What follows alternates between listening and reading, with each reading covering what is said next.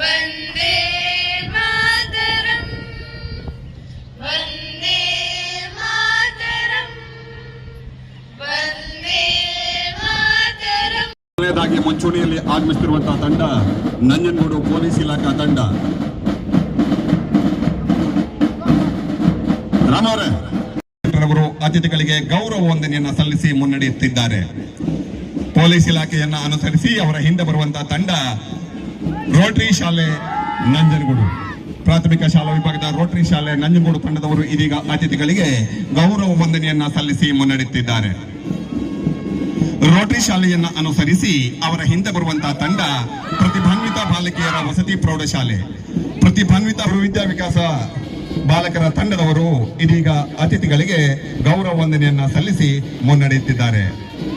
ಅವರನ್ನ ಅನುಸರಿಸಿ ಅವರ ಹಿಂದೆ ಬರುವಂತಹ ತಂಡ ಕಸ್ತೂರ್ಬಾ ಗಾಂಧಿ ಬಾಲಿಕಾ ವಿದ್ಯಾಲಯ ನಂಜನಗೂಡು, ಕಸ್ತೂರ್ಬಾ ಗಾಂಧಿ ಬಾಲಿಕಾ ವಿದ್ಯಾಲಯ ನಂಜನಗೂಡು ತಂಡದವರು ಇದೀಗ ಅತಿಥಿಗಳಿಗೆ ಗೌರವ ವಂದನೆಯನ್ನ ಸಲ್ಲಿಸಿ ಮುನ್ನಡೆಯುತ್ತಿದ್ದಾರೆ. ಅವರನ್ನ ಅನುಸರಿಸಿ ಅವರ ಹಿಂದೆ ಬರುವಂತಹ ತಂಡ ಲಯನ್ಸ್ ಸ್ಕೂಲ್, ಲಯನ್ಸ್ ಬಾಲಕರ ತಂಡದವರು ಇದೀಗ ಅತಿಥಿಗಳಿಗೆ ಗೌರವ ವಂದನೆಯನ್ನ ಸಲ್ಲಿಸಿ ಮುನ್ನಡೆಯುತ್ತಿದ್ದಾರೆ. ಅವರನ್ನ ಅನುಸರಿಸಿ ಅವರ ಹಿಂದೆ ಬರುವಂತಹ ತಂಡ ಸರ್ಕಾರಿ ಹಿರಿಯ ಪ್ರಾಥಮಿಕ ಶಾಲೆ ಬಾಲಕಿಯರ ತಂಡ, ಸರ್ಕಾರಿ ಹಿರಿಯ ಪ್ರಾಥಮಿಕ ಬಾಲಕಿಯರ ತಂಡದವರು ದಳವಾಯಿ ತಂಡವನ್ನು ಅನುಸರಿಸಿ ಅವರ ಹಿಂದೆ ಬರುವಂತಹ ತಂಡ ಯುನಿಟಿ ಬಾಲಕರ ತಂಡ, ಯುನಿಟಿ ಬಾಲಕರ ತಂಡದವರು ಇದೀಗ ಅತಿಥಿಗಳಿಗೆ ಗೌರವ ವಂದನೆಯನ್ನ ಸಲ್ಲಿಸಿ ಮುನ್ನಡೆಯುತ್ತಿದ್ದಾರೆ.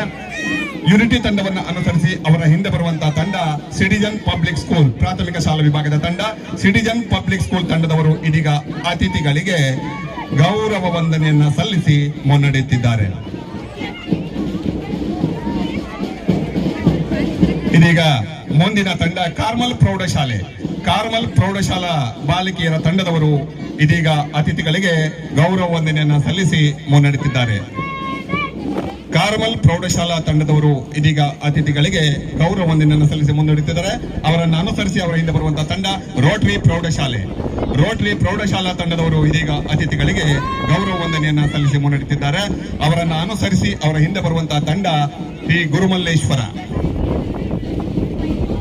ಗುರುಮಲ್ಲೇಶ್ವರ ತಂಡದವರು ಇದೀಗ ಅತಿಥಿಗಳಿಗೆ ಗೌರವ ವಂದನೆಯನ್ನ ಸಲ್ಲಿಸಿ ಮುನ್ನಡೆಯುತ್ತಿದ್ದಾರೆ. ಪ್ರೌಢಶಾಲೆ ಜೆಎಸ್ಎಸ್ ವಿದ್ಯಾವರ್ಧಕ ಪ್ರೌಢಶಾಲಾ ತಂಡವರಿಗೆ ಗೌರವ ವಂದನೆಯನ್ನ ಸಲ್ಲಿಸಿ ಮುನ್ನಡೆಯುತ್ತಿದ್ದಾರೆ. ವಿದ್ಯಾವರ್ಧಕ ಪ್ರೌಢಶಾಲಾ ತಂಡವನ್ನು ಅನುಸರಿಸಿ ಅವರ ಹಿಂದೆ ಬರುವಂತಹ ತಂಡ. ಮೊದಲನೇದಾಗಿ ನಾನು 77ನೇ ಗಣರಾಜ್ಯೋತ್ಸವದ ಶುಭಾಶಯಗಳನ್ನ ಎಲ್ಲರಿಗೂ ಕೊಡ್ತೇನೆ. ಎಲ್ಲರಿಗೂ ಗೊತ್ತಿರೋ ಹಾಗೆ ನಾವು ಹಿಂದಿನಿಂದ ನಾವು ನೋಡೋದೇ ಆದರೆ ಗಣರಾಜ್ಯೋತ್ಸವನ ನಾವು ಎಲ್ಲ ಭಾರತದಾದ್ಯಂತ ಮೂಲೆ ಮೂಲೆಯಲ್ಲೂ ಕೂಡ ಈ ದಿನ ನಾವು ಆಚರಿಸ್ತಾ ಬಂದಿದ್ದೇವೆ. ಇದು 77ನೇ ಗಣರಾಜ್ಯೋತ್ಸವ ಆಗಿರುತ್ತದೆ. ಈ ದಿನ ಸಂವಿಧಾನವನ್ನು ಅಳಿಸ್ಕೊಂಡು ನಾವೇನು ಅಳವಡಿಸ್ಕೊಂಡಿದ್ವಿ ಜನವರಿ 26, 1950 ಆ ದಿನವನ್ನು ನಾವು ಆಚರಿಸ್ತಾ ಬಂದಿದ್ದೀವಿ. ಈ ದಿನದ ಪ್ರಾಮುಖ್ಯತೆಯನ್ನು ನಾವು ನೋಡೋದೇ ಆದರೆ, ಇತಿಹಾಸ ನೋಡೋದೇ ಆದರೆ 1930ರಲ್ಲಿ ಸ್ವರಾಜ್ಯ ಘೋಷಣೆಯನ್ನು ಮಾಡ್ತಾರೆ ಜನವರಿ 26. ಆ ಹಿನ್ನೆಲೆಯಿಂದ ಬಂದಿದ್ದು ನಮ್ಮ ಏನು ನಾವು ಕಾನ್ಸ್ಟಿಟ್ಯೂಷನ್ ಸಂವಿಧಾನ ಅಂತ ಹೇಳ್ತೀವಿ. ಸಂವಿಧಾನನ ರಚನೆ ಮಾಡಬೇಕಿದ್ರೆ ಅಷ್ಟು ಈಸಿ ಇರಲಿಲ್ಲ.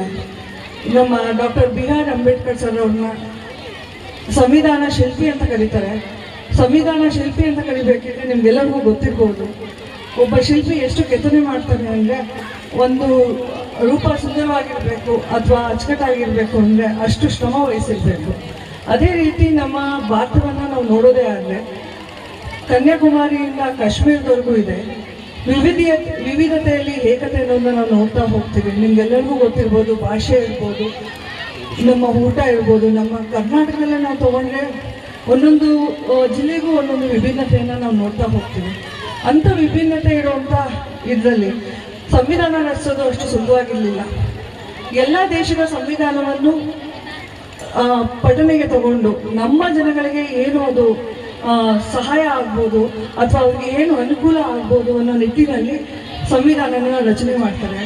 ಸಂವಿಧಾನ ರಚನೆ ಮಾಡಬೇಕಿದ್ರೆ ನಮ್ಮ ಭಾರತದ ಸಂವಿಧಾನ ಲೆಂತಿಯಸ್ಟ್ ಅಂದರೆ ಉದ್ದನೆಯ ಸಂವಿಧಾನ ಅಂತ ಹೇಳ್ತಾರೆ. ಇದು ಫ್ಲೆಕ್ಸಿಬಲ್ ಇಲ್ಲ, ರಿಜಿಡ್ ಇಲ್ಲ, ಈ ಕಠಿಣನೂ ಅಲ್ಲ ಅಥವಾ ನಮಗೆ ಈಸಿಯಾಗಿ ನಾವು ಏನು ಮಾಡ್ಬೋದು ಅದನ್ನು ಮಾಡುವಂಥ ಅವಕಾಶಗಳನ್ನು ನಮಗೆ ಕೊಟ್ಟಿಲ್ಲ. ನಿಮಗೆಲ್ಲ ಗೊತ್ತಿರ್ಬೋದು, ನಾವು ಸಮಾನತೆಯನ್ನು ನೋಡ್ತೇವೆ. ಅನುಚ್ಛೇದ 14 ತಗೊಂಡಾಗ ಸಮಾನತೆ ಅಸ್ಪೃಶ್ಯತೆ ಆಚರಣೆ ಹೋಗಬೇಕು ಅಂತ ಅನುಚ್ಛೇದ 17ರಲ್ಲಿ ತರ್ತಾರೆ. ಪ್ರತಿಯೊಂದು ನೋಡಬೇಕಿದ್ರೆ ವಿದ್ಯೆ ಇರ್ಬೋದು, ಫ್ರೀ ಆಫ್ ಮೂಮೆಂಟ್ ರೆಸಿಡೆನ್ಸ್ ಅಂತೆಲ್ಲ ಹೇಳ್ತೀವಿ. ನಾವು ಎಲ್ಲಿ ಬೇಕಾದ್ರೂ ಹೋಗಿ ವಾಸ ಮಾಡ್ಬೋದು. ಅಂದರೆ ಭಾರತದಾದ್ಯಂತ ನಾವು ಎಲ್ಲಿ ಬೇಕಾದ್ರೂ ಇರ್ಬೋದು. ಆ ಸ್ವಾತಂತ್ರ್ಯನ ನಮಗೆ ಈ ಸಂವಿಧಾನ ನಮಗೆ ಕೊಡುತ್ತೆ. 49 ಆದ ತಕ್ಷಣ 1950ರಲ್ಲಿ ಇಷ್ಟು ಅಂಶಗಳನ್ನು ನಾವು ನೋಡ್ಕೊಂತ ಬಂದಾಗ ಸಾಕಷ್ಟು ಬೆಳವಣಿಗೆಗಳು ಈ ದೇಶದಲ್ಲಿ ಆಗಿದೆ. ಕಾನೂನಾತ್ಮಕವಾಗಿ ಮತ್ತು ಸಂವಿಧಾನಾತ್ಮಕವಾಗಿ ನಾವು ನೋಡ್ಕೊಂಡು ಬರಬೇಕಾಗ್ತದೆ.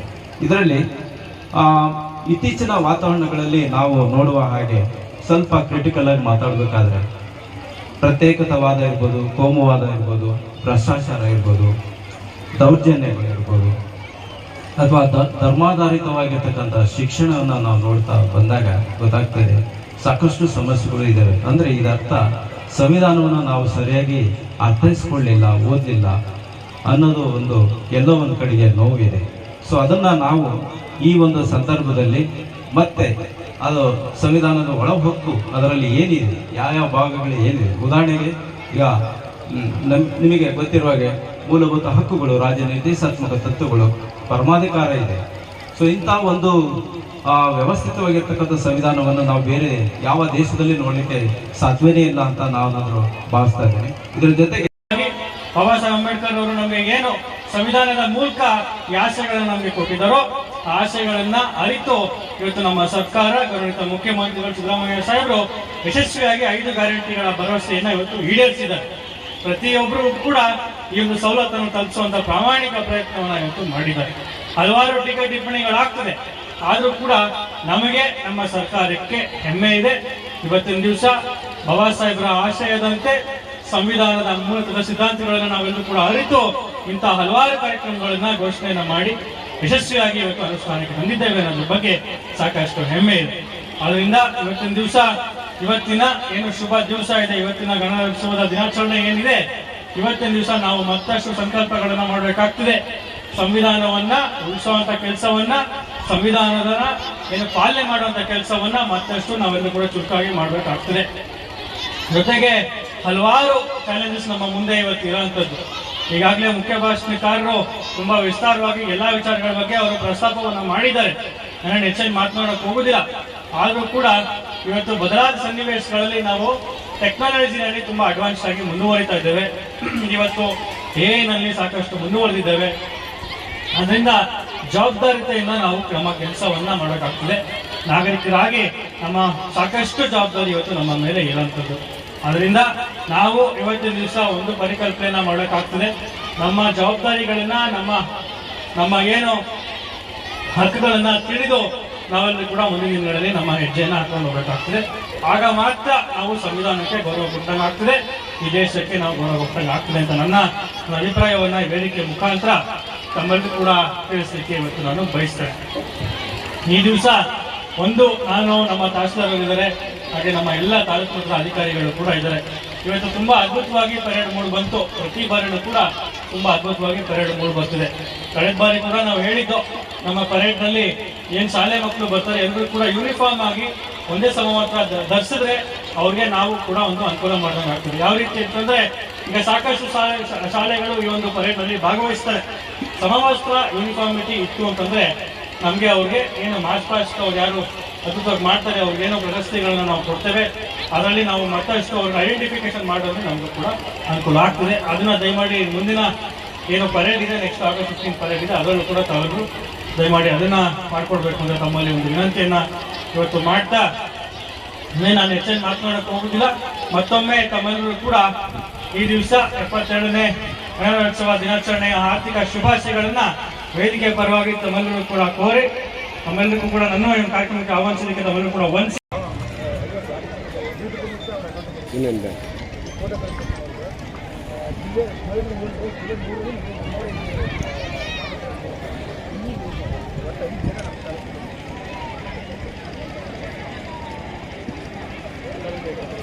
ಈ ಕಡೆ ನೋಡಿ ಸರ್.